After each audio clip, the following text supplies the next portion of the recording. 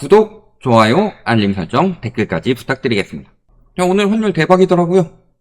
곧 1400이 뉴 노멀이 되어가는 모습이네요. 설명해 주세요. 그러니까 오늘은 환율이 갑자기 튀었죠. 그러면서 1393원? 까지 올라갔었죠. 그랬는데 지금 이제 88원까지 떨어졌네요. 굉장히 기이한 상황이죠. 환율이 왜 오를까요? 많은 언론에서 뭐라고 했느냐, 불과 한두 달 전까지만 하더라도 미국 금리 인상 때문에 환율이 올랐다. 왜냐면 미국 금리 인상 때문에 강달러가 된다. 그래서 미국 금리 인하가 되면 환율이 떨어질 것이다. 이런 이야기를 많이 했었죠. 그리고 요것에 덧붙여서 최근에 미국 연준 회의에 점도표가 나왔죠. 가장 비둘기적으로 최근에 나왔을 때가 2023년 12월 점도표에서 올해 3차례 인하 이야기가 나왔고, 그 다음 연준 회의인 올해 3월에서도 똑같은 이야기가 나왔었죠. 근데 6월이 되니까 이게 한 차례 인하로 바뀌었죠. 근데 요걸 토대로 뭐라고 이야기를 했냐, 인하한다. 그래도 올해 내에 인하한다. 그래서 환율이 그때 튀었어요, 떨어졌어요? 근데 올해 인하한다. 어쨌든 인하하는데 그래도 올라가죠. 기사를 하나 보시면요, 자, 오늘 장중 1493원을 터치했고, 이것은 지난 4월 16일 1400원 찍은 이후 가장 높은 수준이다. 그 이유는 최근 유럽 중앙은행이 기준금리를 낮춘 이후 환율이 상향 곡선을 그렸는데 이런 흐름이 이어지고 있는 거다. 즉 유럽에서 금리 인하를 했고, 그렇다는 것은 유로 대비 달러 강세가 되니까 이게 환율을 올렸다. 이 뭔 개소리야! 소리가 바로 나오죠. 뭔 개소리야 저게. 그건 유로 가격이 떨어지는 거죠. 그리고 불과 유럽에서 금리 인하했을 때 무슨 이야기를 했느냐, 유럽 금리 인하에서 달러 가치가 떨어졌다, 이런 이야기를 했어요. 그러니까 지금 환율이 계속 올라가고 하는 부분에 대해서 언론에 나와서 이야기하는 전문가들이 계속 말이 바뀌고 있는 거예요. 금리 인상하면은 달러 가치가 올라간다. 분명히 미국에서 금리 인하한다고 했는데도 올해 계속 달러가 상승세를 보이고 있다. 이게 그 원인을 제대로 파악하지 못하는 거다. 그래서 저희가 전부터 계속 이야기했던 게 얼마 전에 비슷하게 기사로 나온 게 있었죠. 달러 스마일리로. 경제 위기가 와도 달러는 올라가고 경제 호황이 와도 달러는 올라간다. 경제 위기가 오면 무슨 일이 벌어질까요? 금리 인하가 빠르게 이루어지겠죠. 그래도 강달러다. 금리 인상이 경제 호황이면 물가 잡아야 되죠? 물가가 잘 잡히지 않을 겁니다. 지금도 미국이 뜨거운 경제라서 물가 안 잡힌다는 이야기 많이 나오죠. 그래서 고용지표 잘 나오면은 항상 금리 인하 안 하고 계속 동결하다 금리 인상하는 거 아닌가? 이런 이야기 나오잖아요. 그럼 금리 인상에도 금리 인하에도 호황이 돼서 빠르게 진행되고 불황이 와서 빠르게 진행되면은 항상 그때마다 원화가 지금 곤두박질을 쳤다. 그리고 이런 경우에는 이 경제 위기가 미국 경제 위기가 아니고 세계 경제 위기라고 하죠. 그러면은 미국보다 기본적으로 한국이 더 피해를 입는데, 그나마 다행이었던 2008년도 같은 경우에는 미국의 거품이 이만큼 쌓였다면 한국의 거품이 요만큼 쌓였어요. 근데 이게 2020년에 쌓였던 거품을 보면은 미국에서는 거품이 요만큼 쌓였다면은 한국에서는 이만큼 쌓였다. 그래서 그때보다 지금 한국이 미국 대비로 훨씬 더 위험해졌다. 이런 상황인 거고, 그러고 있으니까 지금 국가에서는 뭐 하고 있는 거죠? 국민연금 외화 스와프 증액을 한다.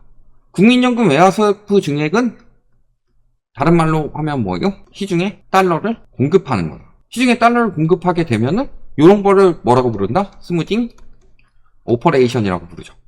아는 척하고 싶어서. 시중에 달러를 공급하게 되면은 수요 대비로 공급이 늘어나는 거죠. 그러니까 자본주의 논리는 수요 공급의 논리가 맞습니다. 예를 들어 부동산도 지금 신축을 안 지으니까 공급 부족이다 일단 개소리를 자꾸 하고 있지만, 실질적으로 수요 공급의 논리에서는 첫 번째 수요를 봐야 되고 그 다음에 공급을 봐야 되는데, 수요 대비로 공급이 많느냐 수요 대비로 공급이 적느냐가 중요한 거예요. 예를 들어서 지금도 공급 부족 이야기를 하지만 미분양이 늘어나고 매물이 늘어나고 있다는 거는 공급 과잉이란 소리고, 그런 것처럼 시중에 달러가 적으면 적을수록 시기성이 높아지면서 가치가 올라가니까 그 가치를 낮추기 위해서 정부에서 달러를 푸는 거죠. 어디서 푸는 거예요? 외환 보유액에서.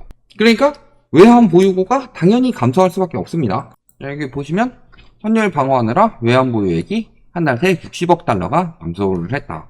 그래서 1, 2월에 감소하다가 3월에 증가 전환했지만 4월에 또 바뀌었고, 그러면서 계속 감소를 하고 있다. 그러니까 외환 보유액이 줄어들면 어떻게 되죠? 아까 지금 방금 질문하신 거, 외환 보유고가 줄게 되면 어떻게 될까요? 외환 보유고를 풀어서 달러 방어하는 건요, 우리나라 유명한 속담 중에 하나 있죠. 언발에 오줌 누기다. 발이 얼었어요? 거기에 오줌을 누운다. 그러면요 따뜻하죠. 그래서 녹는다. 여기까지는 좋아요. 근데 언발에 오줌 넣어서 발을 녹인 다음에 빨리 따뜻한 곳으로 이동하지 않으면 어떻게 되죠? 더 크게 언다. 그래서 눈이 쌓여가지고 미끌미끌하니까 거기다가 뜨거운 물을 확 부어버려요. 그러면 어떻게 되죠?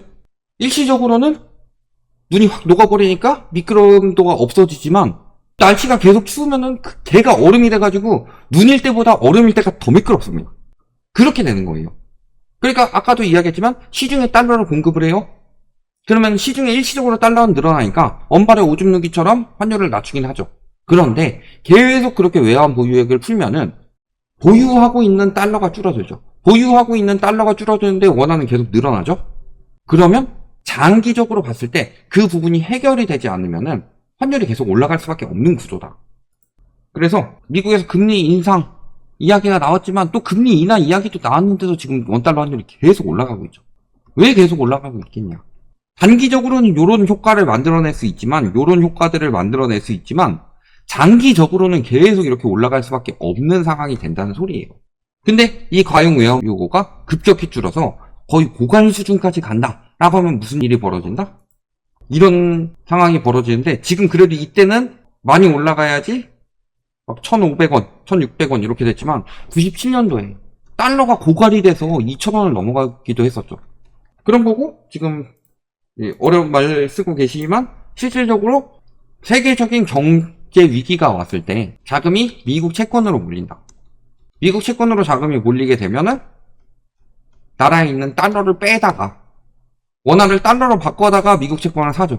우리나라 사람도 있겠지만 실질적으로 우리나라에 들어온 외국인 투자 수요들이 달러를 가지고 가서 미국 채권으로 간다. 우리나라 주식 같은 거 팔고. 그러면 달러 고갈이 더 가속화될 수밖에 없겠죠. 그러니까 최근에 이런 이야기가 나오는 거예요. 한국은 미국의 환율 관찰 대상국에서 2회 연속 제외가 되고 있다. 아니, 환율이 이렇게 튀어요? 환율 관찰 대상국은 왜 만드는 거죠? 환율이 예를 들어서 1,000원에서 1,500원까지 올랐다. 그러면은 15,000원짜리 물건이 있다고 해봅시다. 그럼 이때는 15달러인데 이게 가격이 똑같다고 하면은 10달러로 바뀌는 거죠. 그러면 15달러짜리를 10달러에 살 수 있으니까 미국 입장에서는 싸게 사는 거고, 싸게 산다는 것은 박리 담회가 들어가서 무역적으로 손해를 볼 수 있다고 하는 거죠. 우리나라가 지금 무역 수지가 늘어나고 있는 것 중에서 큰 이유를 차지하는 것 중에 하나가 환율이죠. 그러면은 이거 무역적으로 우리가 굉장히 손해를 본다 해가지고 너네 환율 조작하지 마라, 이런 식으로 나가는 건데, 지금 원달러 환율이 계속 올라가고 있는데 오히려 환율 관찰 대상국에서 제외된 이유가 뭘까요? 저 나라는 원화 가치가 떨어지는 게 보이니까. 원화 가치가 왜 떨어지겠어요? 달러 고갈되고 있고, 그 와중에 세계적인 긴축장에서 말만 긴축하고 있지 한미 금리 차는 그대로인데 오히려 시중 금리를 억제해가지고 긴축을 방해하고 있고, 그러면서 정부에서 돈 또 풀고 있죠. 신생아 특례니 특례 보금자리론이니 부동산 쪽으로도 그러고 있고. 그러니까 딱 봐도 쟤네는 환율 조작하고 이런 부분에 대해서 관찰할 필요가 없어요. 왜냐면 원화 가치가 급격히 떨어지고 있는 게 보이니까. 그러니까 지금 문제가 계속 커지고 있는 거고, 그렇다면 그 외평기금을 써가지고 나중에 달러 가격이 떨어질 때 좀 사놓냐? 그렇지도 않고 있죠. 그러면서 지금 국가뿐만이 아니라요, 기업 중심으로 달러 예금도 급감하고 있습니다. 이거를 언론에서 무슨 표현을 하느냐? 달러가 고점에 가까워졌다는 인식 때문에 달러를 사고 있지 않은 거다. 이런 식으로 이야기를 하지만요. 실질적으로는 기업에서 달러가 고갈되고 있다는 뜻이에요. 기업에서 달러가 고갈돼서 터진 사태가 IMF 외환위기 사태죠. 내가 물건을 어음으로 떼왔어요. 그걸로 만들어서 팔았어. 그리고 그 어음을 계산하기 위해서 달러로 지불해야 되는데 기업에도 달러가 없고 국가에도 달러가 없어. 그러니까 흑자도산도 나고 이게 IMF 사태였죠. 근데 무슨 그런 상황이에요. 그래서 그 이야기가 지금 계속 현재 진행형으로 나오고 있는 거예요. 예전에부터 뭐 라이트하우스는 뭐 고장난 시계니 맨날 틀리니 뭐 이런 이야기 했는데 보세요. 저희가 2, 3년 전에 예측한 것들 지금 다 그대로 들어가고 있잖아요. 집값 하나만 다르게 들어가고 있죠. 집값은 왜?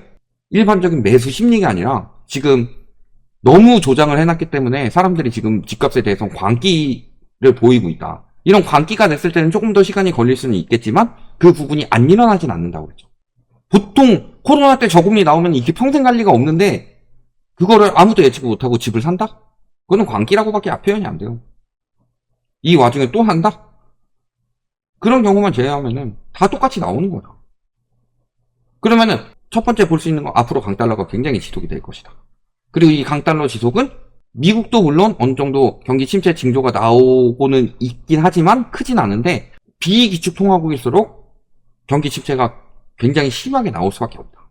그리고 우리나라는 구조적으로 환율의 물가 영향이 많이 받기 때문에 고금리 시장도 굉장히 장기화될 수 있다. 이런 부분들을 생각을 하셔야 된다. 여기까지 말씀드리겠습니다.